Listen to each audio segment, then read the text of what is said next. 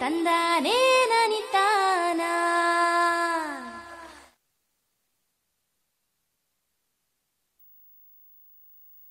ಇತ್ತೋಗೋ ಮತ್ ಹೇಳು. ಸಾಕು. ಯಾಕೆ ಏನಯ್ಯ ಇಷ್ಟೇ ರಾಸಾಯನಿಕ ಗೊಬ್ಬರ ಸಾಕ ಬೇಸಾಯ ಬಿಡ್ತಿದ್ದೀಯಾ? ಬೇಸಾಯ ಅಲ್ಲ, ದಡ್ಡತನ. ಮಣ್ಣಿನ ಪರೀಕ್ಷಣೆ ಮಾಡಿಸ್ದೆ. ಇನ್ನಂತೂ ಅಣ್ಣ ಅವ್ರೆ, ಎಷ್ಟು ಬೇಕೋ ಅಷ್ಟೇ ಗೊಬ್ಬರ ಹೊಲಕ್ ಹಾಕ್ತೀನಿ. ರೈತ ಬಾಂಧವರೇ, ಇಂದೇ ನಿಮ್ಮ ಜಿಲ್ಲೆಯ ಸಮೀಪದ ಮಣ್ಣು ಪರೀಕ್ಷಾ ಪ್ರಯೋಗಶಾಲೆಯಲ್ಲಿ ಮಣ್ಣಿನ ಪರೀಕ್ಷಣೆಯನ್ನು ಖಂಡಿತ ಮಾಡಿಸಿ ಮತ್ತು ಮಣ್ಣಿನಲ್ಲಿನ ಪೋಷಕಾಂಶ, ಆರ್ದ್ರತೆ ಮತ್ತು ಗಿಡದ ಬೆಳವಣಿಗೆ ಅನುಸಾರ ಎಷ್ಟು ಬೇಕೋ ಅಷ್ಟೇ ಪೋಷಕಾಂಶ ಹಾಕಿ. ಇದಲ್ಲದೆ ಮಣ್ಣಿನಲ್ಲಿ ಗಂಧಕ, ಸತುವು, ಬೋರಾನ್ ನಂತಹ ಸೂಕ್ಷ್ಮ ಪೋಷಕಾಂಶಗಳನ್ನು ಪರೀಕ್ಷಿಸಲು ಮರೆಯದಿರಿ. ರಾಸಾಯನಿಕ ಮತ್ತು ಜೈವಿಕ ಗೊಬ್ಬರದ ಸರಿಯಾದ ಬಳಕೆಯಿಂದ ಭೂಮಿಯ ಫಲವತ್ತತೆ ಕಾಪಾಡಿ, ಉತ್ಪಾದನೆ ಹೆಚ್ಚಿಸಿ, ಖರ್ಚು ಕಡಿಮೆ ಮಾಡಿ ಮತ್ತು ಅಮೂಲ್ಯವಾದ ವಿದೇಶಿ ವಿನಿಮಯವನ್ನು ಉಳಿಸಲು ಸಹಯೋಗ ನೀಡಿ. ಜೊತೆಗೆ ನಿಧಾನವಾಗಿ ನೈಟ್ರೋಜನ್ ಅನ್ನು ಒದಗಿಸುವ ಗೊಬ್ಬರಗಳು ಅಂದರೆ ಬೇವು ಲೇಪಿಸಿದ ಯೂರಿಯಾಗೆ ಆದ್ಯತೆ ಕೊಡಿ ಮತ್ತು ಯೂರಿಯಾವನ್ನು ಎಲೆಗಳ ಮೇಲೆ ಸಿಂಪಡಿಸಿ. ಅರೆ ವಾ, ನೀನಂತೂ ನಿಜವಾಗ್ಲೂ ಜಾಣಾಗಿಬಿಟ್ಟೆ. ಹೆಚ್ಚಿನ ಮಾಹಿತಿಗಾಗಿ ಸಂಪರ್ಕಿಸಿ ಸಮೀಪದ ಕೃಷಿ ಅಧಿಕಾರಿ ಅಥವಾ ರೈತರ ಕಾಲ್ ಸೆಂಟರ್.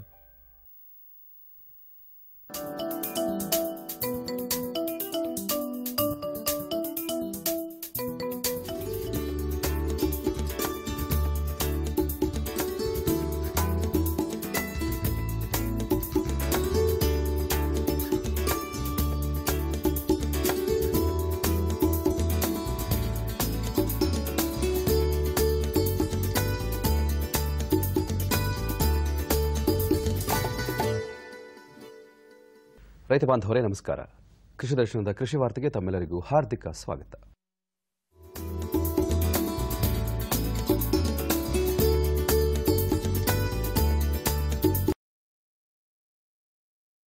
ದನ, ಎಮ್ಮೆ, ಹಂದಿ ಮುಂತಾದ ರಾಸುಗಳಲ್ಲಿ ಬರುವ ಒಂದು ಮಾರಕ ರೋಗ. ಪಶುಪಾಲನಾ ಇಲಾಖೆಯು ಕರ್ನಾಟಕ ಹಾಲು ಮಹಾಮಂಡಳಿ ಮತ್ತು ಜಿಲ್ಲಾ ಹಾಲು ಒಕ್ಕೂಟಗಳ ಸಹಯೋಗದೊಂದಿಗೆ ರಾಜ್ಯದ ಎಲ್ಲಾ ರಾಸುಗಳಿಗೆ ಉಚಿತವಾಗಿ ಲಸಿಕೆ ಹಾಕುವ ಕಾರ್ಯಕ್ರಮವನ್ನು ಹಮ್ಮಿಕೊಂಡಿದೆ.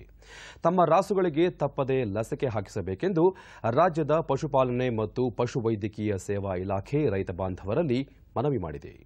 ಎಲ್ಲ ಗ್ರಾಮಗಳಲ್ಲೂ ಸಹ ಇಲಾಖೆಯ ಅಧಿಕಾರಿ ಮತ್ತು ಸಿಬ್ಬಂದಿಯವರು ಈ ಲಸಿಕೆಯನ್ನು ಮಾಡಲು ಬರ್ತಾ ಇದ್ದಾರೆ. ದಯವಿಟ್ಟು ಎಲ್ಲರೂ ಈ ಒಂದು ಸೌಲಭ್ಯವನ್ನು ಬಳಸಿಕೊಳ್ಳಿ. ಈ ಲಸಿಕಾ ಕಾರ್ಯಕ್ರಮ ಪ್ರತಿ 6 ತಿಂಗಳಿಗೊಮ್ಮೆ ನಡೀತಾ ಇರುತ್ತೆ. 6 ತಿಂಗಳಿಗೆ ಪ್ರತಿ ಸಾರಿ ಬಂದಾಗಲೂ ಸಹ ಎಲ್ಲ ಜಾನುವಾರುಗಳಿಗೆ ತಪ್ಪದೇ ಮಾಡಿಸ್ಕೊಳ್ಬೇಕು. ಯಾವುದೇ ಕಾರಣಕ್ಕೂ ಅದನ್ನು ಮಾಡಿಸ್ಕೊಳ್ಳದೆ ಉಳಿಬಾರ್ದು ಅಂತೇಳಿ ಮನವಿ ಮಾಡ್ತೇನೆ. ಈ ರೀತಿ ಒಂದು ಬಾರಿ ಏನಾದರೂ ಮಾಡಿಸ್ಕೊಳ್ಳದೆ ಇದ್ರೂ ಆ ಕಾಯಿಲೆ ಬರುವ ಅವಕಾಶಗಳು ಹೆಚ್ಚಿಗೆ ಇರುತ್ತೆ. ಈ ಒಂದು ಕಾರ್ಯಕ್ರಮದಲ್ಲಿ ಎಲ್ಲ ತಂಡಗಳಿಗೂ ಪ್ರತಿಯೊಂದು ಜಾನುವಾರಿಗೆ ಒಂದೊಂದು ಸಿರಿಂಜಿನಂತೆ ಕೊಟ್ಟು ನಾವು ಈ ಒಂದು ಕಾರ್ಯಕ್ರಮವನ್ನು ಮಾಡ್ತಾ ಇರೋದ್ರಿಂದ ಎಲ್ಲ ಅವಶ್ಯಕತೆಗಳನ್ನು ಪೂರೈಕೆ ಮಾಡಿಕೊಂಡು ನಡೆಸ್ತಾ ಇದ್ದೀವಿ. ತಾವು ದಯವಿಟ್ಟು ಇದನ್ನು ಬಳಸ್ಕೊಳ್ಬೇಕಾಗುತ್ತೆ ಮನವಿ ಮಾಡ್ತೇವೆ. ಈ ಕಾರ್ಯಕ್ರಮ ಪ್ರಾರಂಭ ಮಾಡುವ ಮೊದಲು 5% ಜಾನುವಾರುಗಳಿಗೆ ಮಾತ್ರ ಕಾಲುಬಾಯಿ ಲಸಿಕೆಯ ರೋಗ ನಿರೋಧಕ ಶಕ್ತಿ ಇದ್ದಿದ್ದು, ಈಗ 12 ಸುತ್ತಿನ ಸಮಯದಲ್ಲಿ 90%ಕ್ಕಿಂತ ಹೆಚ್ಚು ಜಾನುವಾರುಗಳಲ್ಲಿ ರೋಗ ನಿರೋಧಕ ಶಕ್ತಿ ಇದೆ. ಆದರೂ ಸಹ ಕೆಲವು ಜಾನುವಾರುಗಳಲ್ಲಿ ಕಾಯಿಲೆ ಕಂಡುಬರೋದಕ್ಕೆ ಮುಖ್ಯ ಕಾರಣ ಕೆಲವು ಜಾನುವಾರುಗಳಿಗೆ ಮಾಡಿಸ್ಕೊಳ್ಳದೇ ಇರತಕ್ಕಂಥದ್ದು ಅಥವಾ ಬೇರೆ ಕಡೆಯಿಂದ ಜಾನುವಾರುಗಳು ಲಸಿಕೆ ಮಾಡದಿರೋದು ಇಲ್ಲಿ ಬಂದಾಗ ರೋಗ ಉಲ್ಬಣಗೊಳ್ತದೆ. ಅದರಿಂದ ಎಲ್ಲ ಪಶುಪಾಲಕರು ಹೊಸದಾಗಿ ಜಾನುವಾರುಗಳನ್ನು ಕೊಂಡುಕೊಳ್ಳುವಾಗ ಎಲ್ಲ ರೀತಿಯ ಲಸಿಕೆಗಳನ್ನು ಮಾಡಿರುವ ಬಗ್ಗೆ ದೃಢೀಕರಣ ಪತ್ರವನ್ನು ಪಡೆಯಬೇಕು ಅಂತ ತಮ್ಮಲ್ಲಿ ಮನವಿ ಮಾಡ್ತೇನೆ.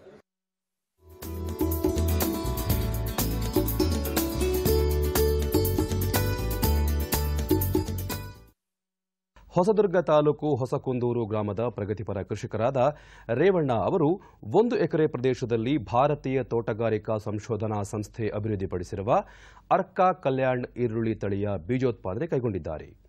ಬಬ್ಬೂರು ಫಾರ್ಮ್ನ ಕೃಷಿ ವಿಜ್ಞಾನ ಕೇಂದ್ರದ ತಜ್ಞರ ಸಲಹೆ ಹಾಗೂ ಮಾರ್ಗದರ್ಶನದಲ್ಲಿ ಕಳೆದ 15 ವರ್ಷಗಳಿಂದ ವೈಜ್ಞಾನಿಕ ರೀತಿಯಲ್ಲಿ ಈರುಳ್ಳಿ ಬೀಜೋತ್ಪಾದನೆ ಮಾಡುತ್ತಿದ್ದಾರೆ. 40 ಮಂದಿ ಸದಸ್ಯರ ಈರುಳ್ಳಿ ಬೆಳೆಗಾರರ ಸಹಕಾರ ಸಂಘವನ್ನು ನಿರ್ಮಿಸಿಕೊಂಡು ಗುಣಮಟ್ಟದ ಈರುಳ್ಳಿ ಬೀಜೋತ್ಪಾದನೆಯಲ್ಲಿ ತೊಡಗಿದ್ದಾರೆ ರೇವಣ್ಣ ಅವರು. ನಾವಿಂದೆಲ್ಲ ಬೀಜೋತ್ಪಾದನೆ ಮಾಡ್ಬೇಕಾದ್ರೆ ಸುಮಾರು 30 ರಿಂದ 40 ಸಾವಿರ ಖರ್ಚಾಗ್ತಾ ಇತ್ತು. ಬಟ್ ಅಂತ ಆದಾಯ ಸಿಗ್ತಿರಲ್ಲ. ಯಾಕೆಂದರೆ ಆ ಈರುಳ್ಳಿ ಬೀಜ ಲೋಕಲ್ ಸೀಡ್ಸು ತುಂಬ ರೋಗಗಳು ತುತ್ತಾಗ್ತಾ ಇತ್ತು, ಇಳುವರಿನೂ ಜಾಸ್ತಿ ಬರ್ತಿರಲ್ಲ. ಹಾಗಾಗಿ ನಮ್ಮ ರೈತರಿಗೆ ಲಾಭಕ್ಕಿಂತ ನಷ್ಟನೇ ಆಗಿದ್ದು ಜಾಸ್ತಿ. ಬಟ್ ಈ ವರ್ಷ ಅರ್ಕಾ ಕಲ್ಯಾಣ್ ಅಂತ ಒಂದು ಬೀಜ ತಂದು ನಾವು ಉಳುಮೆ ಮಾಡಿ ಈ ಪ್ರಾಜೆಕ್ಟ್ ಮಾಡಿ ಈರುಳ್ಳಿ ಬೀಜ ಬೆಳೀತಿದ್ದೀವಲ್ಲ, ಈ ಬೀಜ ಬೆಳೆದ ಮೇಲೆ ಇದು ಒಳ್ಳೆ ಬೆಳವಣಿಗೆಯನ್ನು ನಾವು ಕಾಣ್ತಾ ಇದ್ದೀವಿ. ನಾವು ಸ್ಟಾರ್ಟಿಂಗು ಭೂಮಿ ಹಸನು ಮಾಡಿಕೊಂಡು ಅದಕ್ಕೇನೇನು ಲಘು ಪೋಷಕಾಂಶ ಬೇಕೋ, ಜಿಂಕು, ಜಿಪ್ಸಮ್ಮು, ಪೊಟ್ಯಾಶು, ಈ ಥರತಕ್ಕಂಥ ಲಘು ಪೋಷಕಾಂಶ, ಟ್ರೈಕೋಡರ್ಮಾ, ಸೊಡಮನಸ್ಸು, ವ್ಯಾಮು ಈ ಥರ ಜೀವಾಣುವನ್ನು ಭೂಮಿ ಬೆರೆಸ್ಕೊಂಡು ಮಣ್ಣು ನೀರು ಪರೀಕ್ಷೆ ಮಾಡಿಕೊಂಡು JKVKಯಿಂದ ಆ ಮಣ್ಣು ನೀರು ಪರೀಕ್ಷೆಗೆ ಆಲ್ಟರ್ನೇಟ್ ಗೊಬ್ಬರ ಏನು ಕೊಡಬೇಕು ಅದೆಲ್ಲ ಕೊಟ್ಕೊಂಡು ನಾವು 6 ಅಂಗುಲ ಡಿಸ್ಟೆನ್ಸಲ್ಲಿ ನಾವು ಗೆಡ್ಡೆ ನಾಟಿ ಮಾಡಿದಾಗ ಸ್ಟಾರ್ಟಿಂಗು 15 ದಿವಸ ಆಗುತ್ತೆ. 15 ದಿವಸ ಆದಮೇಲೆ ನಾವು ಕಳೆ ನಿರ್ವಹಣೆಗೆ ಸುಮಾರು ಒಂದು 5-6 ಸಾವಿರ ರೂಪಾಯಿ ಖರ್ಚು ಮಾಡ್ತೀವಿ. ಮೊದಲ ಹಂತವಾಗಿ ಕ್ಲೋರೋಪ್ಯಾರಿಪಸ್ ಅಂತಕ್ಕಂಥದ್ದು ಒಂದು 15 ದಿವಸ ಆದಮೇಲೆ ಒಂದು ಮೆಡಿಸನ್ ಕೊಡ್ತೀವಿ.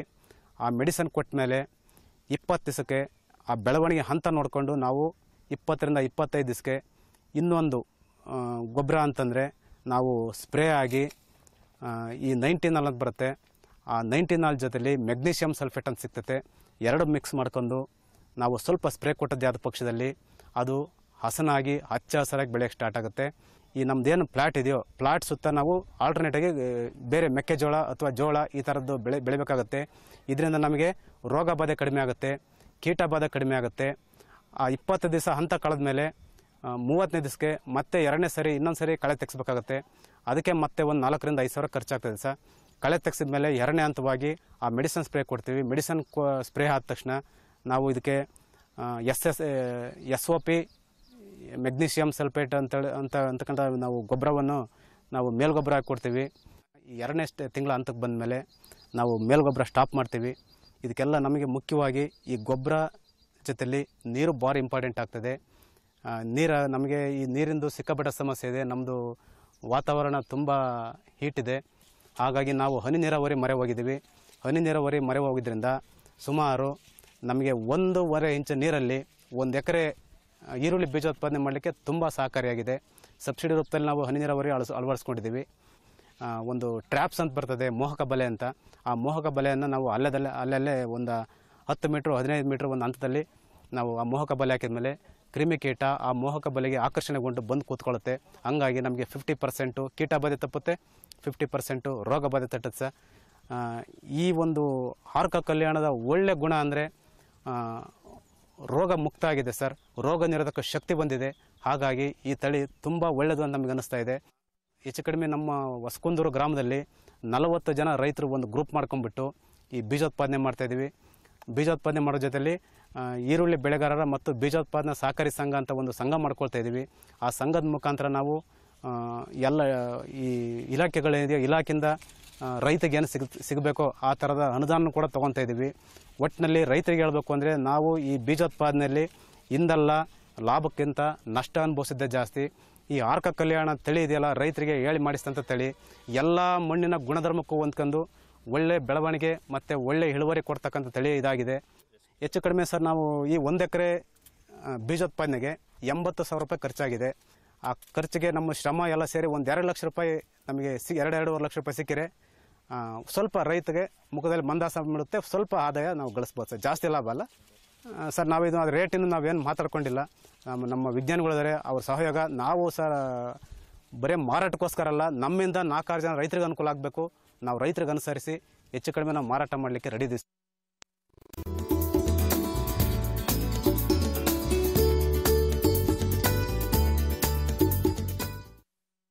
ರಾಜ್ಯದ ಕೃಷಿ ಇಲಾಖೆ ಈ ತಿಂಗಳ 28ರಿಂದ 30ರವರೆಗೆ ನಗರದ ಅರಮನೆ ರಸ್ತೆಯಲ್ಲಿರುವ ತ್ರಿಪುರ ವಾಸಿನಿ ಸಭಾಂಗಣದಲ್ಲಿ 3 ದಿನಗಳ ರಾಷ್ಟ್ರೀಯ ಸಾವಯವ ಹಾಗೂ ಸಿರಿಧಾನ್ಯಗಳ ವಾಣಿಜ್ಯ ಮೇಳವನ್ನು ಆಯೋಜಿಸಿದೆ. ಮೇಳದ ಸಿದ್ಧತೆಯನ್ನು ವೀಕ್ಷಿಸಿದ ಕೃಷಿ ಸಚಿವರಾದ ಶ್ರೀ ಕೃಷ್ಣ ಬೈರೇಗೌಡ ಅವರು ಈ ಮೇಳದ ಬಗ್ಗೆ ದೂರದರ್ಶನಕ್ಕೆ ಮಾಹಿತಿ ನೀಡಿದರು. ಕರ್ನಾಟಕ ಸರ್ಕಾರ ಮಹತ್ವಾಕಾಂಕ್ಷಿ ಯೋಜನೆ ಸಾವಯವ ಭಾಗ್ಯ ಯೋಜನೆ. ಸಾವಯವ ಉತ್ಪನ್ನಗಳಿಗೆ ಹೆಚ್ಚಿನ ಅರಿವನ್ನು ಮೂಡಿಸಬೇಕು. ರಾಷ್ಟ್ರ ಮಟ್ಟದಲ್ಲಿರೋ ಮಾರುಕಟ್ಟೆ ನಮ್ಮ ರೈತರಿಗೆ ಅದರ ಅನುಕೂಲ ಸಿಗಬೇಕು ಅನ್ನೋ ಉದ್ದೇಶ ಇಟ್ಟುಕೊಂಡು, ಹಾಗೂ ಸಿರಿಧಾನ್ಯಗಳು ಇವತ್ತು ನಮ್ಮ ಆರೋಗ್ಯಕ್ಕೆ ಭಾಳ ಉತ್ತಮವಾಗಿರ್ತಕ್ಕಂಥವು. ಇವುಗಳ ಬಗ್ಗೆಯೂ ಸಹ ಅರಿವು ಮೂಡಿಸುವಂಥ ಕಾರ್ಯಕ್ರಮಗಳನ್ನು ನಾವು ಮಾಡ್ತಾ ಬಂದಿದ್ದೇವೆ. ಈಗ ಅದನ್ನು ಒಂದು ಮುಂದೆ ಹೆಜ್ಜೆಯನ್ನು ಇಟ್ಟು ಈ ಸಾವಯವ ಮತ್ತು ಸಿರಿಧಾನ್ಯ ಉತ್ಪನ್ನಗಳಿಗೆ ಇದರ ಸಂದೇಶವನ್ನು ರಾಷ್ಟ್ರೀಯ ಮಟ್ಟಕ್ಕೆ ತೆಗೆದುಕೊಂಡು ಹೋಗಬೇಕು. ರಾಷ್ಟ್ರೀಯ ಮಟ್ಟದಲ್ಲಿ ಇದರ ಬಗ್ಗೆ ಅರಿವನ್ನು ಮೂಡಿಸಬೇಕು. ಮತ್ತು ಅದರಿಂದ ಬರ್ತಕ್ಕಂತಹ ಬೇಡಿಕೆ ಏನಿದೆ, ವ್ಯಾಪಾರ ಏನಿದೆ, ಅದು ನಮ್ಮ ರಾಜ್ಯದ ರೈತರಿಗೆ ಸಿಗಬೇಕು. ಆ ಮಾರುಕಟ್ಟೆಯಲ್ಲಿ ಹೆಚ್ಚಿನ ಪಾಲು ನಮ್ಮ ರೈತರಿಗೆ ಸಿಗಬೇಕು ಅನ್ನೋ ಉದ್ದೇಶದಿಂದ ಬೆಂಗಳೂರಿನಲ್ಲಿ ಇದೇ ತಿಂಗಳು ಏಪ್ರಿಲ್ 28ರಿಂದ 30ರವರೆಗೆ ಅರಮನೆ ಮೈದಾನದ ತ್ರಿಪುರವಾಸಿನಿಯಲ್ಲಿ ಒಂದು ಸಾವಯವ ಮತ್ತು ಸಿರಿಧಾನ್ಯಗಳು 2017 ಅನ್ನತಕ್ಕಂಥ ರಾಷ್ಟ್ರೀಯ ವಾಣಿಜ್ಯ ಮೇಳವನ್ನು ನಾವು ಆಯೋಜನೆ ಮಾಡಿದ್ದೇವೆ. ಇದರಲ್ಲಿ ದೊಡ್ಡ ದೊಡ್ಡ ಕಂಪನಿಗಳ ಪ್ರತಿನಿಧಿಗಳು ಬರ್ತಾರೆ, ರೈತರ ಗುಂಪುಗಳ ಪ್ರತಿನಿಧಿಗಳು ಬರ್ತಾರೆ. ಅವರು ನಡುವೆ ನಾವು ವ್ಯಾಪಾರ ಕುದುರಿಸುವಂತಹ ಒಂದು ಉದ್ದೇಶನೂ ಇದೆ. ಅಷ್ಟೇ ಉದ್ದೇಶ ನಮಗೆ ಹೆಚ್ಚಿನ ಸಾರ್ವಜನಿಕರು ಸಹ ಬಂದು ಸಾವಯವ ಮತ್ತು ಸಿರಿಧಾನ್ಯಗಳ ಬಗ್ಗೆ ಹೆಚ್ಚಿನ ಅರಿವನ್ನು ಪಡ್ಕೊಳ್ಳೋದಕ್ಕೆ ಒಂದು ಸುವರ್ಣ ಅವಕಾಶ. ಹಾಗಾಗಿ ನಾನು ನಾಡಿನ ಜನತೆಗೆ ಆಹ್ವಾನ ನೀಡಲಿಕ್ಕೆ ಬಯಸ್ತೇನೆ. ಬನ್ನಿ, ಸಿರಿಧಾನ್ಯ ಹಾಗೂ ಸಾವಯವಗಳ ಉತ್ಪನ್ನಗಳ ಬಗ್ಗೆ ಹೆಚ್ಚಿನ ಮಾಹಿತಿಯನ್ನು ಪಡೆದುಕೊಳ್ಳಿ. ತಪ್ಪದೆ ಏಪ್ರಿಲ್ 28ರಿಂದ 30ರವರೆಗೆ ನಡೆಯುವಂತಹ ಸಾವಯವ ಹಾಗೂ ಸಿರಿಧಾನ್ಯಗಳು 2017 ರಾಷ್ಟ್ರೀಯ ವಾಣಿಜ್ಯ ಮೇಳಕ್ಕೆ ತಪ್ಪದೆ ಭೇಟಿ ಕೊಡಿ.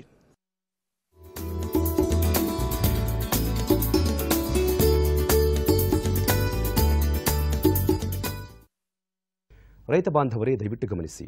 ಅಡಿಕೆ ಬೆಳೆಯಲ್ಲಿ ಹೂಗೊಂಚಲು ತಿನ್ನುವ ಹುಳು ಕಾಣಿಸಿಕೊಂಡಾಗ ಮರಿಹುಳುಗಳು ಹೂಗೊಂಚಲಿನ ಮೇಲೆ ರೇಷ್ಮೆ ಜಾಡು ಮಾಡಿ ಒಳಗಡೆ ಗಂಡು ಹೂಗಳನ್ನು ತಿನ್ನುತ್ತವೆ. ಹೂವಿನ ಬಣ್ಣ ಬದಲಾಗುತ್ತದೆ ಮತ್ತು ಒಣಗುತ್ತದೆ. ಹೂಗೊಂಚಲು ತಿನ್ನುವ ಹುಳುಗಳ ನಿರ್ವಹಣೆಗೆ 2 ಮಿಲಿಲೀಟರ್ ಕ್ವಿನಾಲ್ಫಾಸ್ ಅಥವಾ 1.5 ಮಿಲಿಲೀಟರ್ ಮೋನೋಕ್ರೋಟಾಫಾಸ್ ಪ್ರತಿ ಲೀಟರ್ ನೀರಿನಲ್ಲಿ ಬೆರೆಸಿ ಸಿಂಪಡಿಸಿ.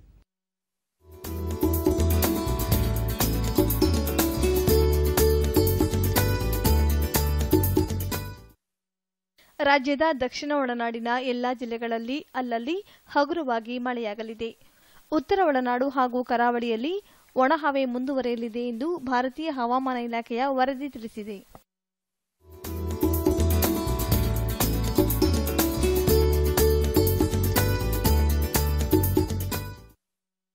ರೈತ ಬಾಂಧವರೇ, ರಾಜ್ಯದ ಕೆಲವು ಕೃಷಿ ಉತ್ಪನ್ನ ಮಾರುಕಟ್ಟೆಗಳಲ್ಲಿ ಇಂದು ನಡೆದಂತಹ ಧಾರಣೆ ವಿವರ ಹೀಗಿದೆ. ಟೊಮ್ಯಾಟೊ ಕೋಲಾರದಲ್ಲಿ ಕನಿಷ್ಠ 300 ರೂಪಾಯಿಗಳು, ಗರಿಷ್ಠ 867 ರೂಪಾಯಿಗಳು. ರಾಮನಗರದಲ್ಲಿ 400ರಿಂದ 600 ರೂಪಾಯಿಗಳು. ಶ್ರೀನಿವಾಸಪುರದಲ್ಲಿ 250ರಿಂದ 500 ರೂಪಾಯಿಗಳು. ಹಸಿ ಶುಂಠಿ ಅರಕಲಗೂಡಿನಲ್ಲಿ 1200 ರೂಪಾಯಿಗಳು. ತರೀಕೆರೆಯಲ್ಲಿ 800ರಿಂದ 900 ರೂಪಾಯಿಗಳು. ಶಿಕಾರಿಪುರದಲ್ಲಿ 1000ರಿಂದ 1100 ರೂಪಾಯಿಗಳು. ರೈತ ಬಾಂಧವರೇ, ಪ್ರತಿದಿನ ಸೋಮವಾರದಿಂದ ಶುಕ್ರವಾರದವರೆಗೆ ಸಂಜೆ 5 ಗಂಟೆ 30 ನಿಮಿಷಕ್ಕೆ ಕೃಷಿ ವಾರ್ತೆ. ಇನ್ನು ಮುಂದೆ ಕೃಷಿ ದರ್ಶನ ಮುಂದುವರಿಯುವುದು.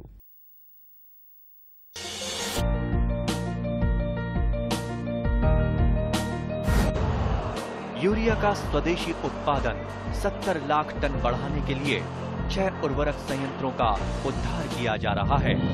FCIL के गोरखपुर, सिंदरी, तलचर और रामागुंडम संयंत्र, HFCL की बरौनी इकाई और BVFCL की नामरू पोर्ट। सोने पर सुहागा ये है कि देश में अब बनेगा सिर्फ नीम लेपित यूरिया, क्योंकि इससे होगा किसानों का फायदा ही फायदा। अनाज का उत्पादन 10% तक बढ़ेगा। बढ़ेगी 10 से 15% नाइट्रोजन क्षमता।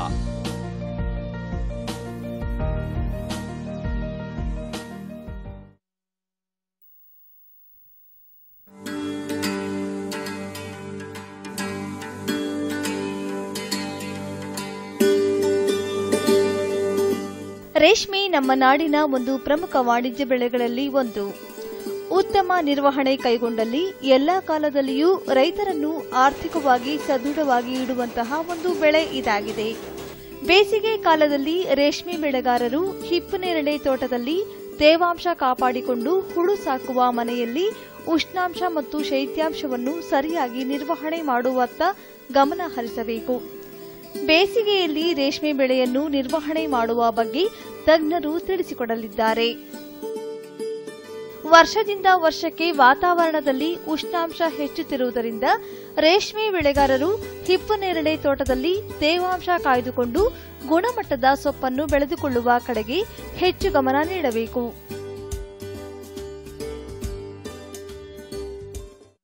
ಬೇಸಿಗೆ ಕಾಲದಲ್ಲಿ ನಿರ್ವಹಣೆ, ತೋಟ ಮತ್ತು ಹುಳುಗಳ ನಿರ್ವಹಣೆ ಅತ್ಯಂತ ಪ್ರಮುಖವಾದ ಘಟ್ಟ. ಯಾಕೆ ಅಂತಂದರೆ ಬೇಸಿಗೆ ಕಾಲದಲ್ಲಿ ಅತ್ಯಂತ ಹೆಚ್ಚಿನ ಪ್ರಮಾಣದಲ್ಲಿ ರೋಗಗಳು ಬರುವಂಥ ಸಾಧ್ಯತೆಗಳಿರುತ್ತೆ. ವಿಪರೀತ ಉಷ್ಣಾಂಶ ಇರುತ್ತೆ, ಏನು ನೀರಿನಂಶ ಭಾಳ ಕಡಿಮೆ ಇರುತ್ತೆ, ರಿಲೇಟಿವ್ ಹ್ಯುಮಿಡಿಟಿ ಅಂತ ಹೇಳ್ತೀವಿ, ನೀರಿನಂಶ ಭಾಳ ಕಡಿಮೆ ಇರುತ್ತೆ. ಹಾಗಾಗಿ ರೋಗಗಳಿಗೆ ತುತ್ತಾಗುವಂಥ ಸಾಧ್ಯತೆಗಳು ಭಾಳ ಜಾಸ್ತಿ, ಹುಳುಗಳು ಕೂಡ. ತೋಟದಲ್ಲೂ ಅಷ್ಟೇ ನೀರಿನ ನಿರ್ವಹಣೆ ಸರಿಯಾಗಿ ಆಗಲಿಲ್ಲ ಅಂತಾದರೆ ತೋಟ ಬತ್ತೋದು, ಸೊಪ್ಪಿನ ಕ್ವಾಲಿಟಿ ಗುಣಮಟ್ಟ ಕಡಿಮೆ ಆಗೋದು ಇದೆಲ್ಲ ಸಾಮಾನ್ಯವಾಗುತ್ತೆ.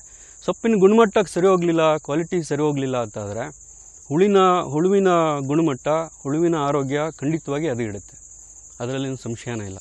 ಹಾಗಾಗಿ ತೋಟದ ನಿರ್ವಹಣೆ ಮತ್ತು ಹುಳುವಿನ ನಿರ್ವಹಣೆ ಎರಡನ್ನೂ ಕೂಡ ಏನು ನಮ್ಮ ಸಮ್ಮರ್ನಲ್ಲಿ, ಬೇಸಿಗೆ ಕಾಲದಲ್ಲಿ ತುಂಬ ಶ್ರದ್ಧೆ ಇಟ್ಟು ವಿಶೇಷವಾಗಿ ಮುತುವರ್ಜಿಯಿಂದ ಮಾಡಬೇಕಾಗತ್ತೆ. ಬಿಸಿಲು ಅಥವಾ ಉಷ್ಣಾಂಶ ಹೆಚ್ಚಿದ್ದಾಗ ನೀರು ಆವಿಯಾಗಿ ವ್ಯರ್ಥವಾಗುತ್ತದೆ. ಇದನ್ನ ತಡೆಗಟ್ಟಲು ಮಲ್ಚಿಂಗ್ ಅಂದರೆ ಹೊದಿಕೆ ಪದ್ಧತಿಯನ್ನು ಅಳವಡಿಸಿಕೊಳ್ಳಬೇಕು. ಅಲ್ಲದೆ ಹಿಪ್ಪು ನೇರಳೆ ಬೆಳೆಯ ಮಧ್ಯೆ ವಿವಿಧ ಬೆಳೆಗಳನ್ನ ಅಂತರ ಬೆಳೆಯಾಗಿ ಬೆಳೆದುಕೊಳ್ಳುವುದು ಸೂಕ್ತ ಎನ್ನುತ್ತಾರೆ ತಜ್ಞರು. ಲಭ್ಯ ನೀರನ್ನು ಹನಿ ನೀರಾವರಿಯ ಮೂಲಕ ಹರಿಸುವುದರಿಂದ ಬೇಸಿಗೆಯಲ್ಲಿ ನೀರಿನ ಸಮರ್ಥ ಬಳಕೆ ಮಾಡಿಕೊಳ್ಳಬಹುದಾಗಿದೆ. ಇಲ್ಲಿ ಆವಿಯಾಗೋದನ್ನು ತಡೆಯುವಂಥದ್ದು ಅತ್ಯಂತ ಮುಖ್ಯವಾದ ಕೆಲಸ ಆಗಬೇಕಾಗತ್ತೆ ತೋಟಗಳಲ್ಲಿ. ಅದಕ್ಕೆ ನಾವು ಡ್ರೈ ಮಲ್ಚಿಂಗ್ ಮಾಡ್ಬೋದು ಅಥವಾ ಲೈವ್ ಮಲ್ಚಿಂಗ್ ಮಾಡ್ಬೋದು. ಅಂತಂದರೆ ಲೈವ್ ಮಲ್ಚಿಂಗ್ ಅಂತಂದರೆ ಯಾವ್ದಾರು ಕಾಳು ಕಡ್ಡಿಗಳನ್ನ, ಈಗ ಹುರುಳಿ ಇರ್ಬೋದು ಅಥವಾ ಅಪ್ಸೆಂಡ್ ಇರ್ಬೋದು ಅಥವಾ ತಣ್ಣಿಕಾಳು ಇರ್ಬೋದು. ತಣ್ಣಿಕಾಳು ತುಂಬ ಪ್ರಶಸ್ತವಾಗಿರುತ್ತೆ.